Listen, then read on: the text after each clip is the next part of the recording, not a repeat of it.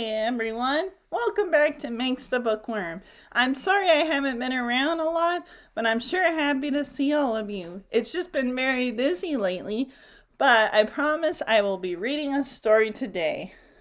Yeah, Megan, where were you? I've been keeping them entertained the best I can, but a snowman can only do so much.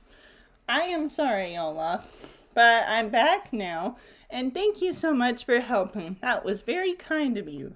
Speaking of kind, we're going to learn about someone else who's kind in our story today. And we have a different kind of story than what we've been reading lately, so I hope we enjoy. Kind? You must mean Snow White, right? Well, no, but you got it close. It is a fairy tale. Ooh, Little Mermaid, Beauty and the Beast, Olaf and the Beanstalk? Okay, it's not Beauty and the Beast or Little Mermaid, and I have never heard of Olaf and the Beanstalk, unless you mean Jack and the Beanstalk.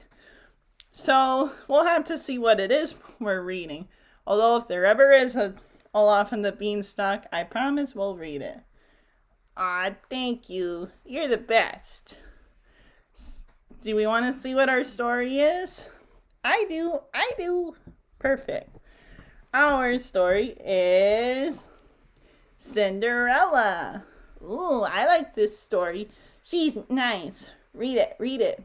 Okay, we're going to read the story. Then I'm going to need you to sit back here and listen and not interrupt. That's what being kind is all about, okay? Okay, I'll try. Okay, good. Now, as I said, Cinderella is a very kind girl, and we're going to see just how far kindness can get us. Because if for anyone who's heard of the story of Cinderella, she didn't always have the easiest life growing up, but she still remained kind through and through. So let's see what happens in our story. Once upon a time, a young girl lived with her father in a large house.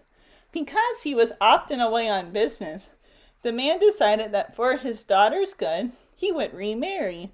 He picked a woman who already had 2 daughters of her own. He couldn't have known what a cruel and wicked stepmother she would quickly turn out to be. The 2 stepsisters were just as nasty as their mother and made the young girl's life as miserable as possible. Uh-oh. Yeah, she didn't exactly have the nicest stepmom and stepsisters, but I think they were jealous of her beauty and all the attention she received.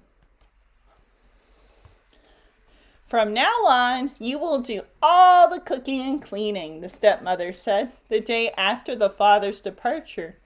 The young girl was shocked, but decided to smile and be brave while she awaited her father's return. She worked that day and the many years which followed, from dawn to dusk, without ever stopping to rest. Sometimes she would fall asleep by the chimney among the cinders, which led to the nickname Cinderella that her stepsisters gave her. As for her actual name, well, some movies it says it's Ella, but it doesn't say in here, so maybe we'll just go with Ella. The stepmother received a letter one day. It was an invitation to a grand ball to be held in the royal palace. From the young girls attending the ball, the prince shall choose a bride. Come, my darlings, put on your finest gowns. Cinderella, what are you doing standing there? Help them. I would also like to go to the ball, Cinderella said. But her stepmother and stepsisters laughed until they cried, ha ha ha ha ha. You go to the ball in rags the color of soot and grime? Don't make us laugh. Well, that's not very nice. And if you're not sure, the stepsisters are named Drusilla and Anastasia.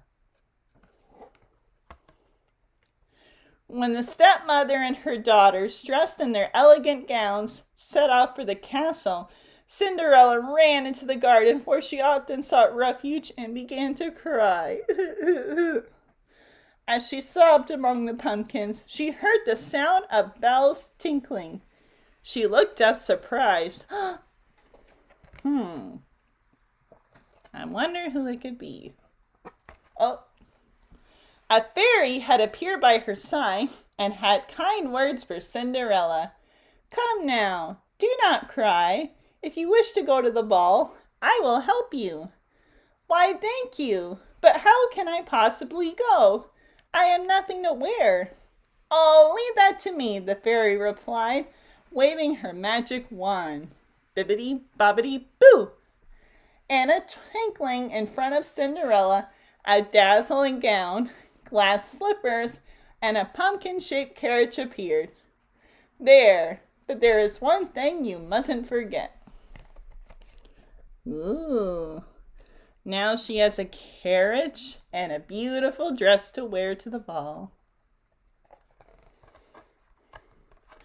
My magic will terminate at midnight, and everything will return to what it once was.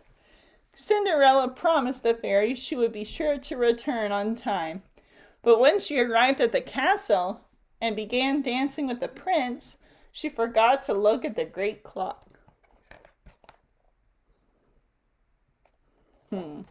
Terminate means it will disappear, like goodbye, basically. The two danced together all evening, and it was only when Cinderella heard the clock strike midnight that she remembered the fairy's words. She noticed that her dress was beginning to change. Scared, she cried, "I must leave! Goodbye!" Then raced through the palace and down the stairs. One of her glass slippers fell off, but she kept running because the prince was not far behind. He stopped when he saw the forgotten shoe, picked it up, and hugged it himself. He would search the kingdom and beyond to find its owner. She may be gone, but at least he has something he can use to find her. A few days later, the prince announced that he would marry whoever possessed the foot that fit the glass slipper perfectly. A page was sent to the home of every young girl in the kingdom. The last house to be visited was Cinderella's.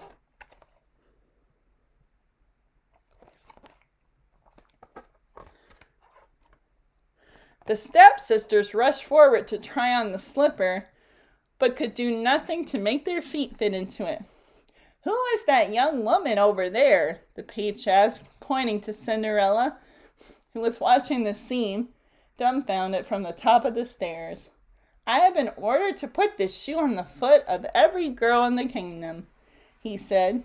Cinderella came downstairs, took the glass slipper delicately in her hand, and slipped it effortlessly onto her foot. Does it fit? It does. The young girl was whisked away to the royal palace, where she could finally reveal her identity and explain to the prince why she had to rush away. 1 month later, during a great ball and to the sound of bells ringing across the realm, Cinderella married the prince. And from that day on, they lived happily ever after. The end. Wow, I love that story. It was so great, and she was so nice. I know, right, Ola? Cinderella was such a nice girl with such a kind heart that she ended up getting what she wanted. She got the prince, she got the slipper, and she lived happily ever after. All because she had a good heart. So it does pay off to be nice and kind like she was. Plus, it's just a nice fairy tale. Sure, we may not be invited to a ball and meet a prince, but as long as we're kind, we can get through far in life. I really hope everyone enjoyed the story. Olaf here sure enjoyed it. I did. Anyways, I really hope you'll tune in next time. If you like the video and subscribe, you'll get notified when I post new videos and new stories.